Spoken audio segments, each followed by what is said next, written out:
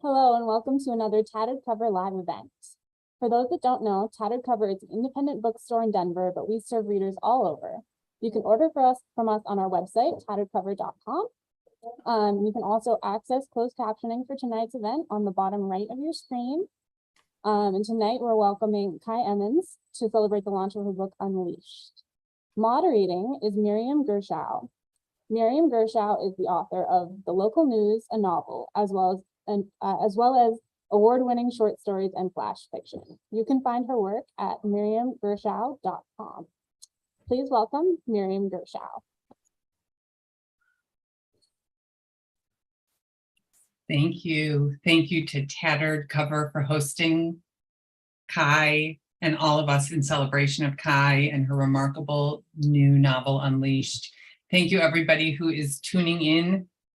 And some of you, probably many of you, joined us a year ago when Tattered Cover hosted us for a celebration of Kai's then new novel, Sinking Islands. And for those of you who are not familiar with the publishing industry, it is not normal to have two book launches within a year of each other. And Kai has yet a third book coming out in 2 weeks, Livid. To say that she is extraordinary is an understatement. Over a year and a half ago, when Kai was first diagnosed with ALS, I was capable of doing two things. I was capable of crying and I was capable of making jokes. And I vowed not to cry to Kai, which was a promise I only broke once, because from the very start, Kai's attitude was, don't feel sorry for me and don't pity me. So instead of crying, I joked with her, and I continue to joke with her. And one of my very first jokes was, oh my God, this is going to be so good for book publicity. And I had no idea how well Kai would take that joke and then just run with it.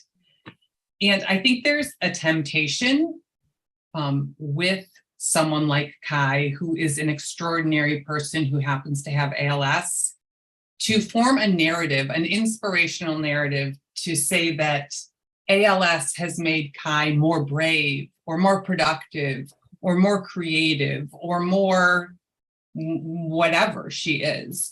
But the truth about Kai, from everyone who knew her before her ALS diagnosis and who know her now, is that she is the exact same person as she always was.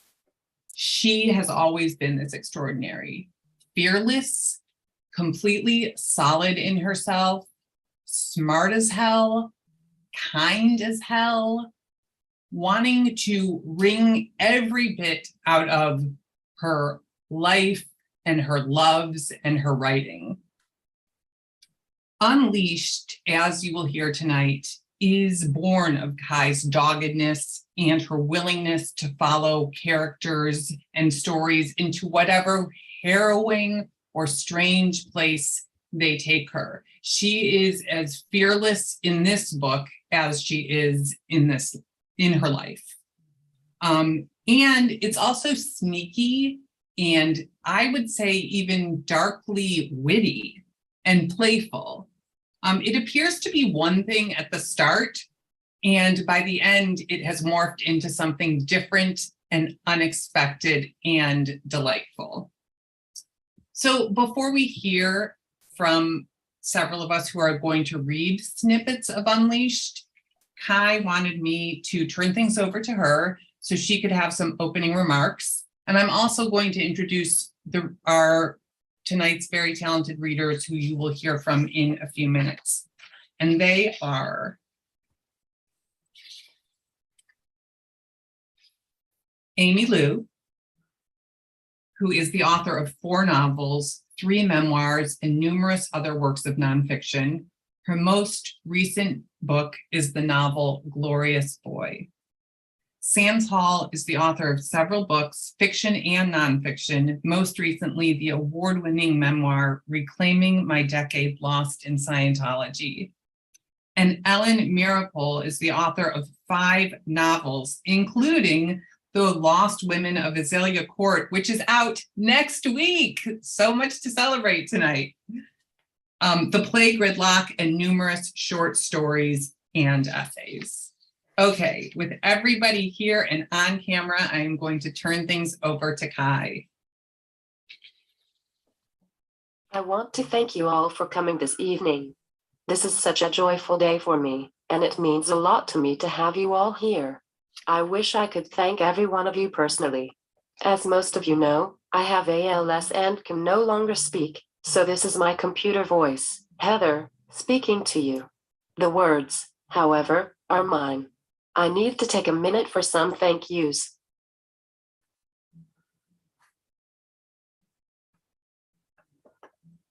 I am extremely grateful to the Tattered Cover Bookstore for hosting us. Denver's Tattered Cover is one of the country's best bookstores, and they have hosted me at a number of in-person events in the past, as well as at a Zoom launch last year for my novel Sinking Islands. Thank you, Adam and Shai, and all the Tattered Cover staff, for supporting me personally as well as supporting writers in general. We writers rely on independent bookstores like you, not only for selling books, but also for being places where people who love books can congregate and browse and discover new authors.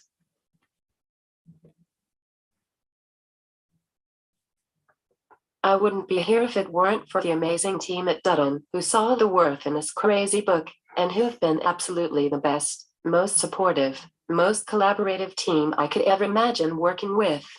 Lexi, my editor, Sarah, Caroline, Stephanie, John and Christine, and Deborah, my agent. A million thanks for everything over the years.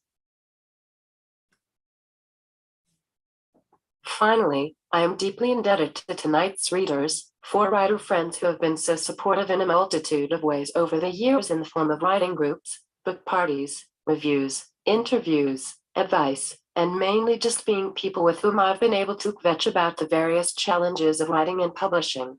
They are people who have made the writing life not so lonely. And here they are now being my voice, or my many voices, and what could be more generous than that? I am deeply grateful. Thank you, Amy, Sans, Ellie, and Miriam.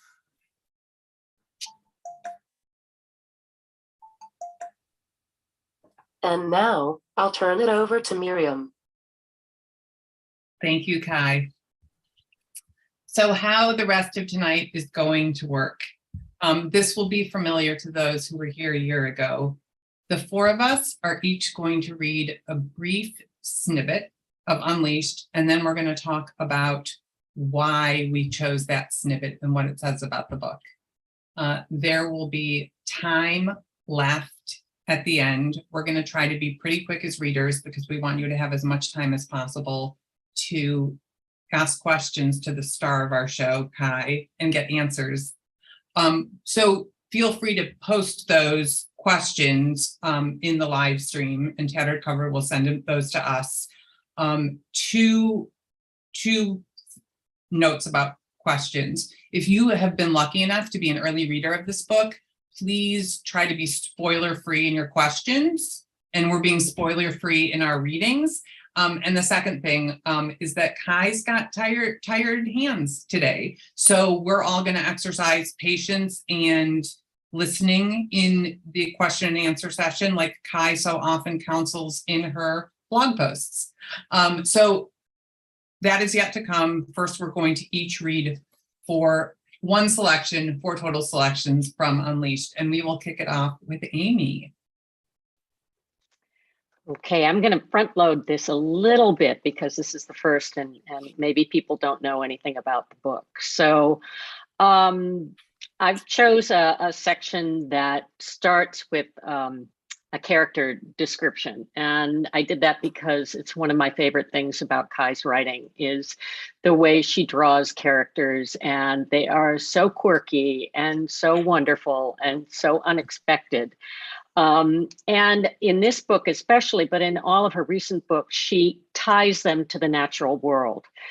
Climate change and nature plays a huge role in this story. And so I think it's fun, even though I'm going to be reading mostly about a sort of a sideline character. you'll get a flavor for the whole book. And the situation that this scene is in is Philippa, who is the daughter in the central family of this story, has left Northern California and come down to Los Angeles to college. And she is taking a zoology class. And this section begins with a description of her professor. And I should also say that her companion in this class is her cat, because she's brought her cat with her to college, and her cat makes a major ruckus if she leaves her alone, Alice. And so she brings her cat with her to school. Professor Mulligan was a gauntly athletic man in his mid-30s, with narrow shoulders and a pointy face that suggested a difficult passage through the birth canal. His neck and forearms were spattered with patches of white, and he was given to a series of nervous tics, ear pulling and knuckle cracking, that made him seem like a species unto himself. For all his oddities, Philippa found him compelling. His energy burbled like a Yellowstone paint pot, and his gaze was unusually directional. In his passion for the subject, he danced around the podium, arms circling like conductor's batons, locks of his silky hair flopping. Philippa tried to guess if Mulligan were really dancing, what the soundtrack would have been. Something syncopated. His rambunctiousness reminded her a little of her ferret Emilio, whom she still missed. It would have been Philippa's preference to sit closer in the front row if possible, so she could get a better view of Mulligan.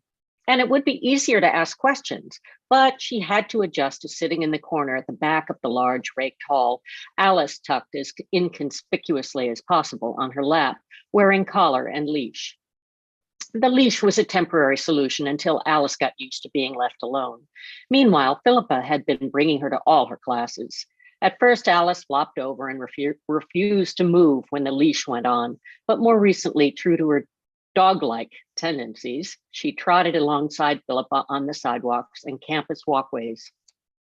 In zoology class and in 20th century history, both large lectures, it was easy to conceal Alice.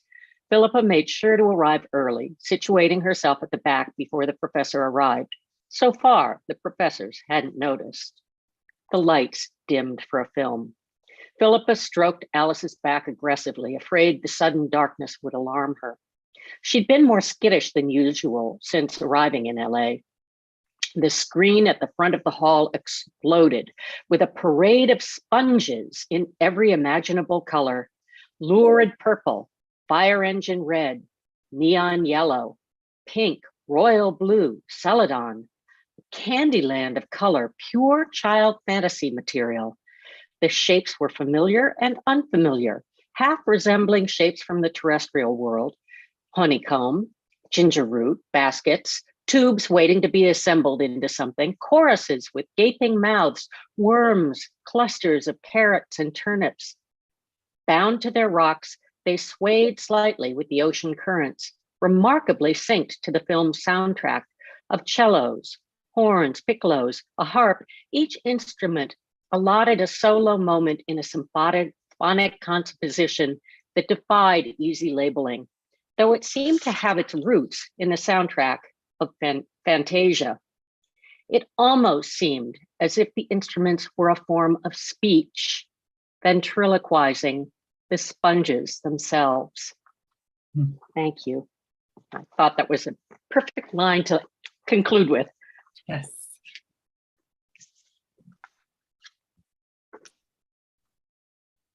It's my pleasure to read another section. This is much deeper into the book.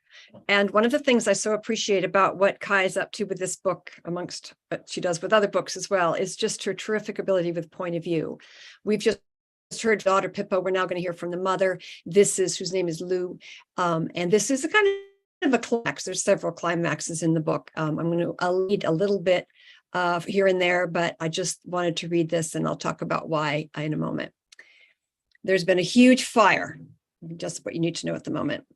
Fire officials had blocked off the main road up to Sunset Loop with orange cones and emergency vehicles. Lou evaded them easily, parking her car miles away, following the path she knew well that wound up the back of the hill through the pastures and woods. During the conversation with Marley down at the evacuation center, something had been revealed. All along, the crack in her life had been only tangentially related to George, her husband. Now it had widened to a chasm that mirrored the world itself. The senselessness was going to change. Ideas of improvement and healing were bunk. To figure things, she needed to see the devastation for herself. Small and quick and dressed in brown, she kept her head down, willing herself to be seen. If anyone had noticed her in the smoke-shrouded landscape, they might have mistaken her for fear. The smoke was everywhere, thick and impossible. Now inhaled a spider mask, and it smelled terrible. Nothing like the comforting smoke given off by a fireplace, more like the aftermath of a petrochemical explosion. She took shallow breaths, hoping to diminish the harm to her lungs, and though she was in good shape, her heart clattered, and she found herself panting, in part because of the furtive nature of her expedition. No one knew she was here, not the people at the evacuation center, not George, nor Pippa. She hiked this trail frequently, but transformed by fire, nothing looked familiar. In most places, the trees, juniper, walnut, live oak, cypress had been reduced charred posts. Occasionally, there was a single survivor, a tree that seemed to have been untouched, jutting up like a steadfast warrior in the decimated landscape. What accounted for this?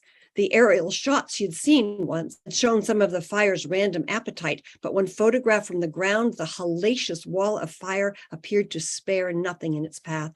She pressed on. A short, steep rise in the trail followed the perimeter of the Black property and delivered her to Sunset Loop Drive. Nothing bore anything in common with the place she had left 10 days earlier. She had heard from several firefighters that it was all gone, but she wasn't prepared for the annihilation she was seeing.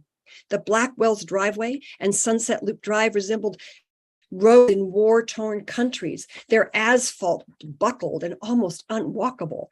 The Blackwell home had been razed, and in its place was a heap of ash and blackened debris. The foundation marking the building's original footprint was so much smaller and humbler than the three-story edifice it had once been. Amid the rubble lay scattered hunks of charred metal. Household items, but what? She spotted a bathtub, and then the husk of Mo Blackwell's prized white Mercedes, now black. She rounded the crook loop and blinked to clear the mirage that filled her smoke-irritated eyes. Before her, composed of smoke and ocular distress, was palimpsest of their house, a hallucination that refused to resolve itself. Dizzy, she walked close, arms sweeping as the smoke, she might clear it. The house, their house, was still standing. It couldn't, but it was. At this wonderful moment in the book, something begins to happen to Lou that begins to change the entire trajectory of the novel. Amongst the things I so admire about Kai, which she did so beautifully in her previous two books, the one that we got to read last year, she deals with climate and what happened to the devastation that is wreaked upon the planet. And I just love that she writes so magnificently about this. So that was a little bit of Lou's point of view. It's wonderful to hear Kai's words in your voices. It's really fun. We're going to back up now, and I'm going to read from the opening pages of the novel. By the time they took Pippa to college, the rift between Lou and Pippa was already a year deep. The trip was marked by Pippa's tapping. She drummed her thighs, tapped her pinky nail against the window glass, plucked the taut elastic strap of her backpack. Ta-dum, da-da-da, tis-tis-dum.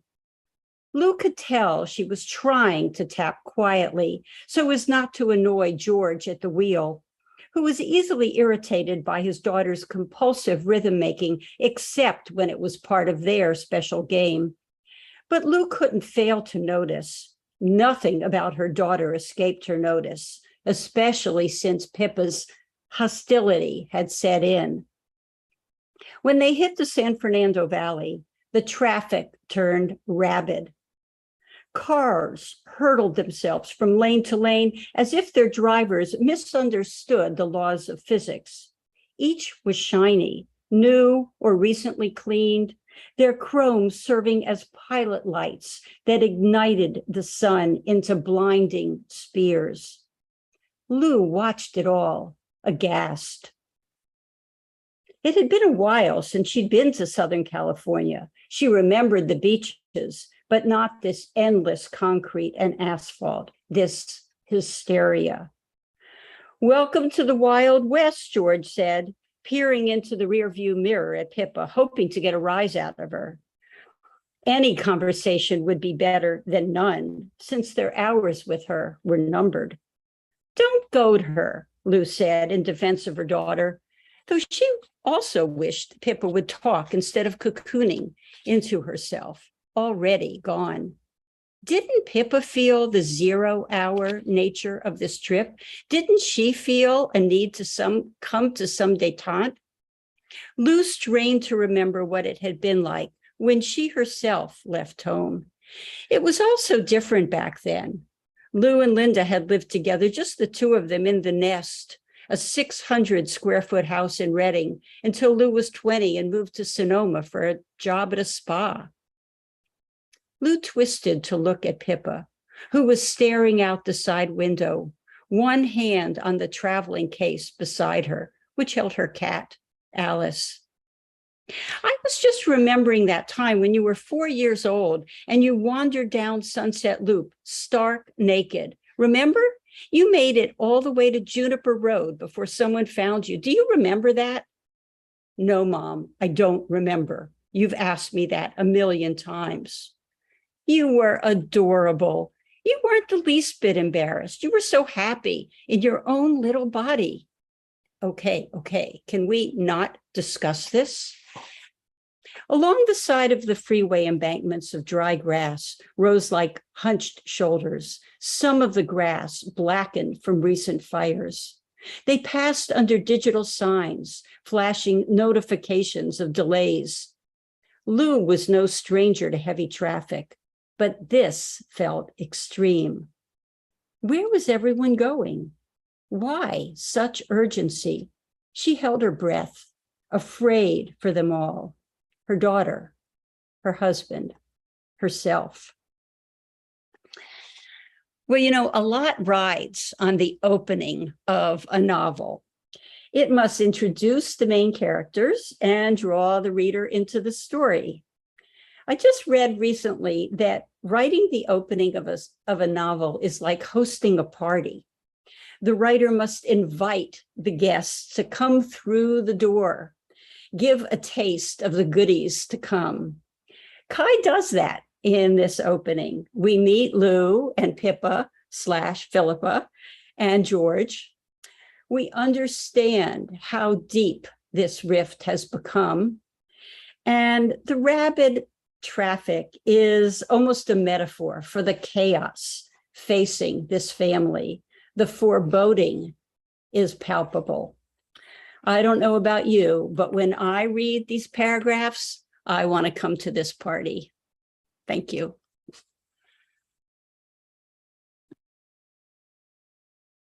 Thanks, Ellen. So we have had a fire. We've had a college student who brings her yowling cat to class. We have had a icy dropping off of a kid to college. And now I picked a chapter where I want to just throw a little wrench in it all. So here's another, because what I love about this book in particular is how much is in here and how much control Kai has over all of it, especially when you're listening after having finished it or reading it over again. It's delightful. There are breadcrumbs everywhere. So I'm going to read from about 50 pages into the book. It was all over the West Coast news. 4 young women had gone missing from a cabin they rented on the California coast near Mendocino. They were artists in their 20s who had booked the cabin for a long weekend of art making. On Monday afternoon at 2 p.m., the cleaner for the rental outfit arrived and found a car in the driveway. The contract stipulated that clients were supposed to vacate the premises by 11 a.m. The cleaning woman was annoyed. It wasn't the first time she'd had to chase out lollygaggers. She knocked loudly, but no one came to the door. Finally, she entered, using her key before realizing the door was already unlocked. Inside was a strange scene. There were small piles of clothes scattered around the living room. A family of raccoons had gotten inside. 2 on the kitchen counter were ransacking the shelves. 2 more on the floor were scuffling and hissing. She called out to the women. No one answered. Outraged, as well as terrified by the brawling raccoons, she fled. She wasn't paid, she later said to reporters, to wrangle animals. The police arrived by late afternoon. After trapping the raccoons, they searched the premises. They found the women's personal effects, their suitcases and backpacks and laptops and phones and art supplies, along with some of their drawings and paintings. The officers looked for signs of malign activity, evidence of violence, struggle, blood, semen, but beyond the mess made by the raccoons, there was nothing indicating malfeasance. The raccoons, they concluded, must have slipped in unnoticed when a door was left ajar. But where were the women? So what I love in a Kai Emmons novel is how she braids. So here she's not just braiding characters and those characters' stories together like she often does in novels, but she's bringing in things like these missing women. And there is something sly and trickstery in this book in particular, where this mystery will get resolved by the end, but not in any way that you could predict if you were a traditional reader of missing women mysteries. And what I like is a book that knows what it is, but is very hard for the reader to encapsulate, because that often means it's a really weird book. And this is a weird book. And I mean that in the best way possible. My pandemic reading brain puts down books that aren't weird. I want to be surprised. I want to see something that I haven't seen before. And this book totally delivers on that. Okay. From here, thank you, readers, for reading. It's so great to hear Kai's words read by other people. And it's so great to get to read her words aloud. I come away with such an appreciation for her. I got to say lollygag. And I come away with such an appreciation of the prose and the sentences as well as the story. So we're going to move into questions and answers. So please, out there in live stream land, type those in and we'll get those. We're going to start with a question that I had for Kai. There has been press around this author's note that she has written at the end of this book. And the author's note is about having written this book in the run-up to her diagnosis with ALS. And that the book having come from this unconscious or subconscious place that felt like knew the diagnosis before Kai knew it. And so out came this story. And it was her agent, in fact, who she shouted out earlier in her thanks, who called this book, she was the first one to say, this is your autobiographical novel. So this book became this like confluence of Kai's physical diagnosis and her creative life. But that author's note was written like a year and 3 months ago. So my first question to Kai is, today, how are things going with the intersection of the ALS and your creative life? The ALS diagnosis has, of course, changed my perspective on almost everything in subtle ways. It has allowed me to step back a bit, simplify my life, and become, I think, a more astute observer. While I ruminate somewhat about death, of course, I mainly think about life and the existential questions it poses. And I'm sure this has crept into the fiction I am currently writing in ways I both can and can't see.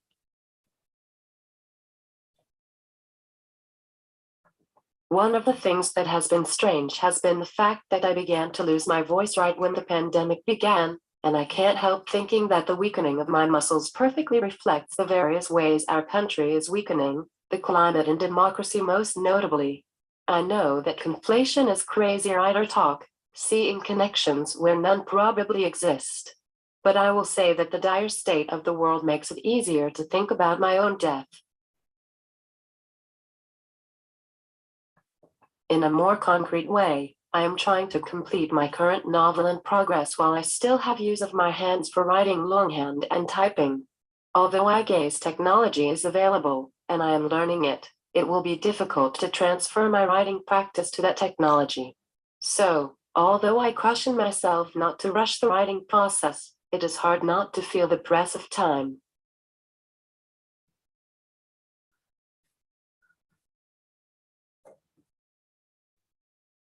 Thank you, Kai. This should be, can we announce now that I had the brilliant idea that Kai, her next, once she's doing eye gaze, she could do a quote a day calendar. So she could just be 365 quotes from Kai Emmons. I feel like that's doable. She suggested maybe she should start writing poetry, and I think that's also a great idea.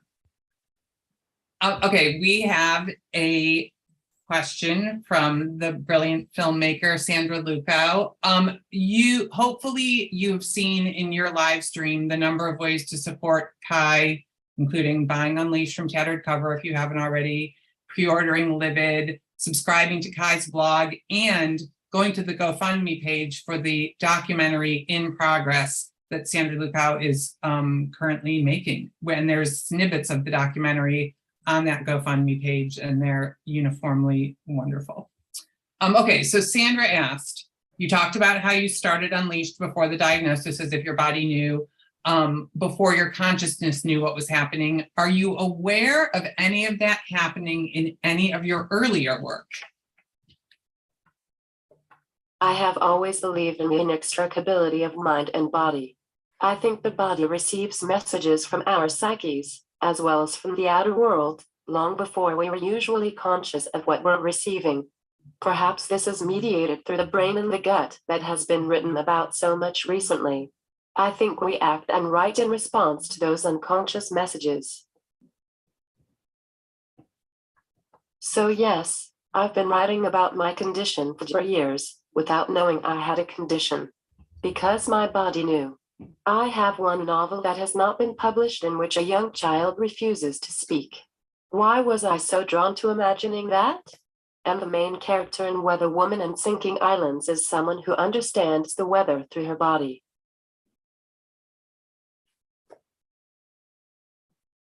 I have a sneaking suspicion that this unconscious writing from the body happens for many other writers as well.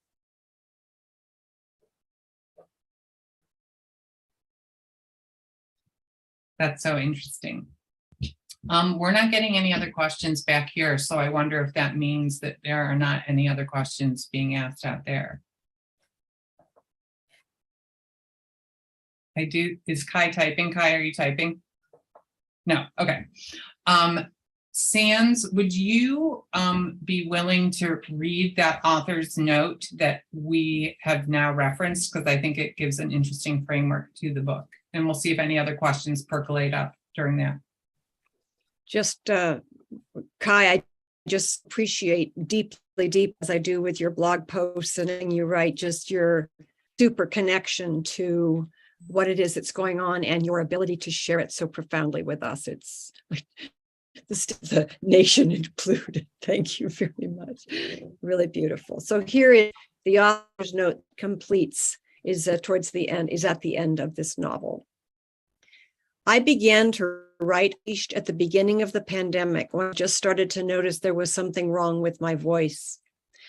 I couldn't control its inflections, and it was sounding gruff, though no one noticed these changes but me. I didn't go out much that spring and summer. Instead, I hurled myself into writing, feeling the strangeness of what I was working on, the likelihood that it might never see the light of day. I didn't care. I had to write whatever this was. It poured out like an opium-induced dream. Meanwhile, the doctors I had no idea what was wrong with my voice. I finished a draft in September 2020 when my husband was staying for a month cottage on the coast of one of the San Juan Islands. We were steps from the beach, and every day we immersed ourselves in the natural world, kayaking in the bay, watching the cavorting seals, the otters skimming across the beach, the eagles in the treetops waiting to swoop for fish. My voice was notably compromised by then, a matter of concern for host friends and my husband, and me too. I had begun to sound, to everyone's ears, somewhat like an animal. It wasn't until months later, after several revisions of the novel, just before I was given a diagnosis of bulbar onset ALS, that I understood something about what I'd written. It was my body's chronicle of a developing disease, a metaphorical autobiography of sorts, though nothing about it borrowed anything from my actual life. My body was wiser than my conscious mind. I say this as if mind and body are separate entities, the Cartesian dichotomy persisting in my mind, though I know well that mind and body are inextricable. Still, it surprised me to see the way this work took shape as if my conscious mind were not involved. I summoned the chutzpah to send the novel to my agent, Deborah Schneider, and I am full of gratitude that she and my editor at Dutton, Lexi Casola, have worked hard to speed up the publication schedule. I am doing fine as of this writing, December 2021. Though I can't speak intelligibly, I can walk and write, and I expect to be around for a while. I hope you have been engaged by Reading Unleashed, or that you will be as engaged with Reading Unleashed as I was in the writing of it. And that's by Kai. Wonderful. Thank you, Sands and Kai. Thank you. We have a great question here that I think many of us have been asking, which is, does Kai have any plans to collect her blog posts into a book?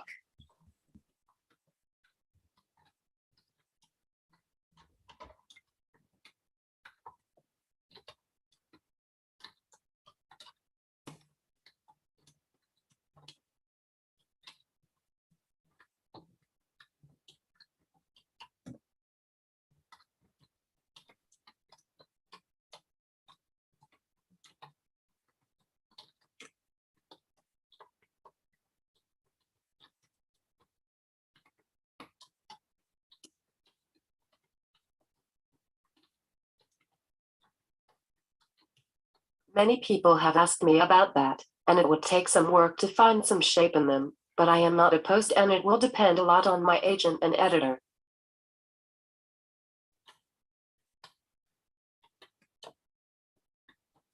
So yes, maybe. I mean, ostensibly, Kai's agent and editor are watching this or will watch it. So I just want to go on the record now to say there is a ready audience of readers who love these blog posts and would totally buy a book or several copies of the book. Oh my God, because it's about how to live your life. It's about how to live life. So with consciousness for me. Thank you so much.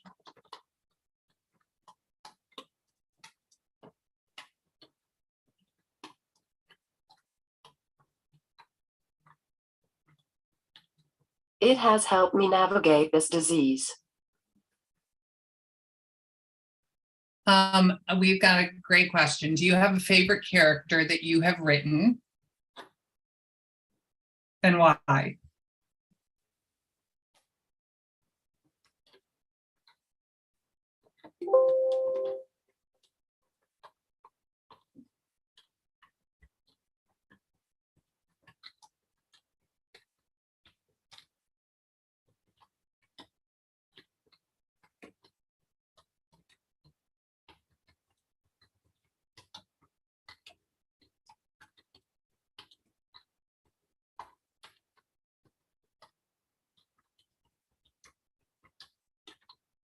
Well, my favorite character is always the one I'm working on now, so yes and no.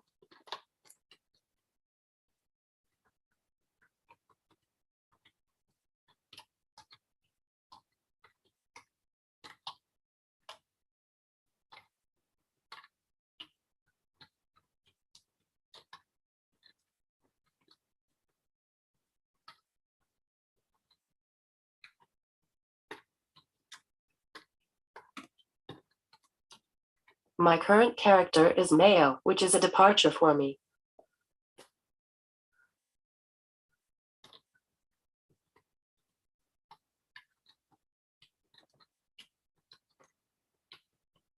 That's about all I can say. Okay, it looks like we have time for one more question. I have two really good questions here. So Kai, you answer the one you feel compelled to answer, and then people will just have to come to future events to get the answer to the next one. So one is about the element of surprise at the heart of this book, and if you had any trepidation about taking such a wild leap. And then the next question is that I've found the women in your stories and novels to have such nuanced and dynamic strength. I wonder how you think about your characters' changes as you write them. Did they ever surprise you? Oh, I like that there's surprise in both of those. So will you answer either of those?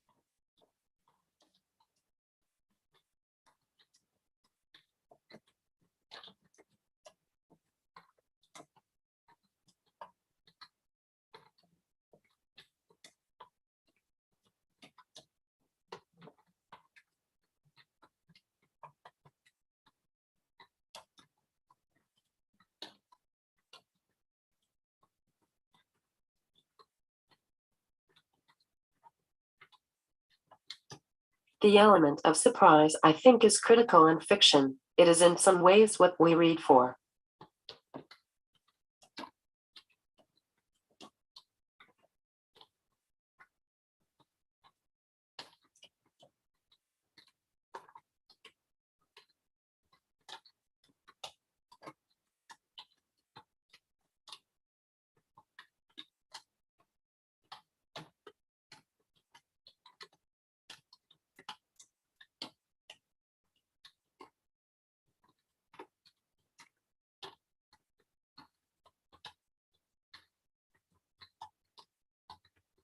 And so, though I knew I was going into wild territory, I thought maybe readers would follow simply because of surprise and curiosity.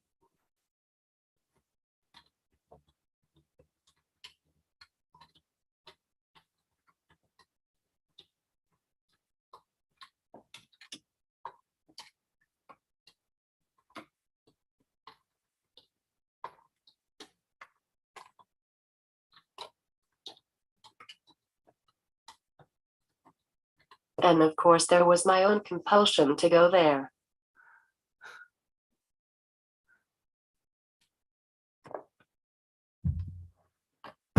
Thank you, Kai.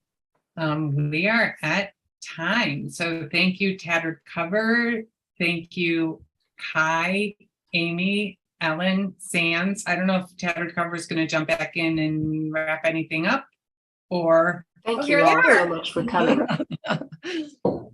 Yeah, I just want to thank everyone as well for coming to the live event. And this video will also be on the channel to rewatch later.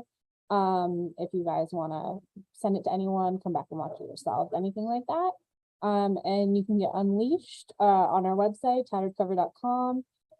There's also going to be still those links in the chat on how to support Kai. That'll still be live with the video, the chat. Yeah. All right. Thank you all so much for coming. Yeah. Thank you, Kai, for writing this wonderful, unexpected, amazing book. Thank you. And what a pleasure to read with all of you again. It was amazing. Absolutely. Yeah. Bye-bye. Love Yay, you all. Thank bye. you.